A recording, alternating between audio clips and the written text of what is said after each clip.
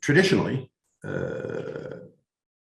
precious metals have done very well during periods of time when savers and investors were concerned about the maintenance of purchasing power of their savings.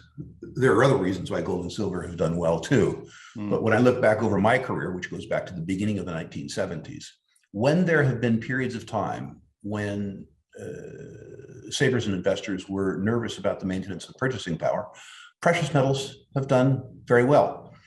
I remember instructively, the decade of the 1970s. At the beginning of that decade, we'd come off really 2 decades of uninterrupted growth post-World War II. Another very, very, very benign period. Interest rates were low, economic growth was high, all that kind of stuff. We had all kinds of borrowed money. And the interest rate relative to the inflation rate was low. Beginning really in 1966, we had inflation in the United States that exceeded the interest rate that was being paid on deposit products and savings. The very low interest rates also subsidized equities in the sense that the dividend yields were competitive with savings products because the savings products didn't pay very much, something eerily similar to today. When they decontrolled the gold price, gold reacted almost like a coiled spring. Well, that's not true. It took 2.5 years or something like that from the beginnings of the insurmountable evidence around inflation, the 2 inflationary expectations among the population. There was a lag time because people lived through 2 decades of benign economic climate. But when gold started to move, of course, from a price-controlled bottom, it moved pretty dramatically from $35 an ounce in 1970, if my memory serves me correctly, to $210, $212 an ounce in 1975. In 1975, the US Fed famously allowed interest rates to rise, which strengthened the US dollar and took the gold price from $200 to $100. A really, really, really ugly cyclical decline in a secular bull market. That increase in the interest rate at the same time that, remember, the US government was trying to win both the war in Vietnam and the war on poverty and pay for both, was unsustainable. The Fed lost its nerve, backed off on the interest rate, and gold went on a romp from $100 an ounce to $850 an ounce by the end of the decade. The point of this isn't really to recite history, but rather to say that the gold price is pretty sensitive around real interest rates and their impact on the strength of the currency.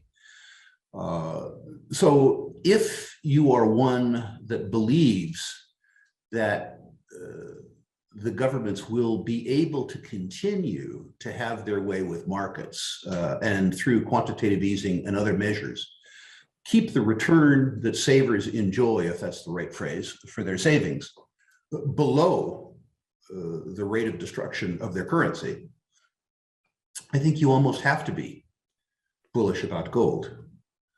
Let's look at some of the drivers. The first driver, of course, would be quantitative easing. David, if you did it, it would be called counterfeiting. If you printed up Russells and attempted to introduce them as a medium of exchange with no backing, you would be rightly thrown in prison. When Parliament does it, it's policy and it's widely applauded. In the US government, in the last 2.5 years, the float of US dollars has increased by almost 40%. A rate of increase that I would suggest is not dictated by the growth in the economy, but rather the needs of the legislature. So quantitative easing, really truly defined as counterfeiting. And if anything should make you concerned about the efficacy of the currency, the fact that the legislature can increase the float by 40% for no apparent reason should make you concerned, I think. The second is debts and deficits. And I don't want to give a British example, but in the US, the on-balance sheet liabilities of the federal government are almost $30 trillion, or 22 net of their own balance sheet. They're servicing this debt with a budget that's in deficit $3 trillion a year, which is to say, rather than servicing the debt, rather than amortizing the debt, they're adding to the debt. More challenging in both your country and mine are the net present value of off-balance sheet liabilities or entitlements. Medicare, in your case, the national health system, Medicaid, things like that. In the United States, that number, according to the Congressional Budget Office, not some cranky old libertarian saver, exceed $120 trillion. So if you add the $22 trillion in on-balance sheet liabilities with 120 trillion off-balance sheet liabilities, you come with a rather eye-popping $140 trillion of net present value of future obligations, serviced by a budget in deficit.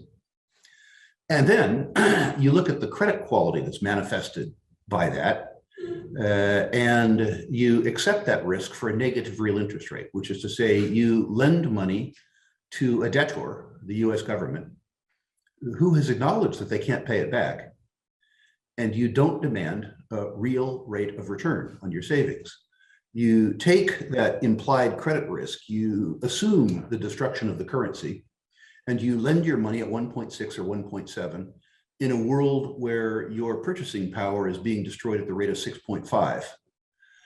And anybody who isn't concerned about the maintenance of purchasing power in their savings in that circumstance is somebody who doesn't understand very much about the fundamentals of arithmetic. Mm-hmm. It's very difficult to subtract 6.5 from 1.6 and come up with a positive sum, at least from my point of view. And then if you manifest those three concerns with two notes, one we've gone through before, which is to say that 40% of the savings and investment assets of the biggest investors in the world is comprised by debt instruments, which are now guaranteed at this interest rate to lose the money. At the same time that the political forces can't allow interest rates to rise enough to give them a positive rate of return. And the second, which is the extraordinarily low market share of gold and silver as savings and investment assets relative to historic norms. And let me do the arithmetic for you there too. It's estimated in the United States, it is estimated that precious metals and precious metals related investments comprise a little less than 0.5% of the total value of savings and investment assets in the US market. Interestingly, that compares with the 30-year mean of between 1.5% and 2%.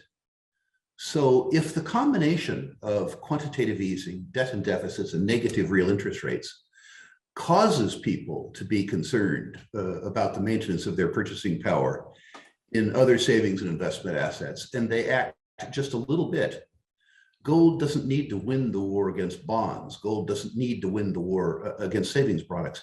It just needs to lose it less badly. If the market share of precious metals and precious metals related assets in the United States reverted to mean, demand would triple or quadruple. And so for those reasons, sadly, because precious metals do well when other things do poorly, and I would love everything to do well, for those reasons, I'm more, I think, than fairly bullish about precious metals. I would caution your listeners to understand that when people buy into this narrative, they buy into it too well. What do you mean by that? The nice thing about precious metals is when they move much further than people would expect. So if you're looking at gold and silver as lifestyle or portfolio insurance, a little bit goes a long way. If you had a circumstance where precious metals mimicked the activity in the first two bull markets of my career, 1970 to 1981, where the gold price went from $35 to $850 an ounce, or the tame bull market of the first decade of the 2000s, where the gold price went from $253 to $1,900. What you understand is that a little bit goes a long way. 10% of your portfolio in precious metals can probably shelter the depredation that will occur to the 40% of your portfolio, which would occur in bonds if you were a traditional investor. Too many investors hearing this narrative go all into precious metals. They go 100% into precious metals. And that denies the fact that while these bull markets are traditionally of very long duration, 10 years, they're extremely volatile. And most investors, if they're all in, don't have either the psychological or the financial staying power to face even a 20 or 25% decline. History shows us that a 10-year bull market will be punctuated by at least 4 25% declines. In the first bull market of my career, as I told you, I suffered through a 50% decline in 1 year in 1975. And I have to say, it shook the faith. It's easier to have the financial and psychological staying power of a market that has that much volatility and that sort of periodicity. If you're 10% involved or 15% involved, it's much more difficult, as it should be, if you're 100% involved.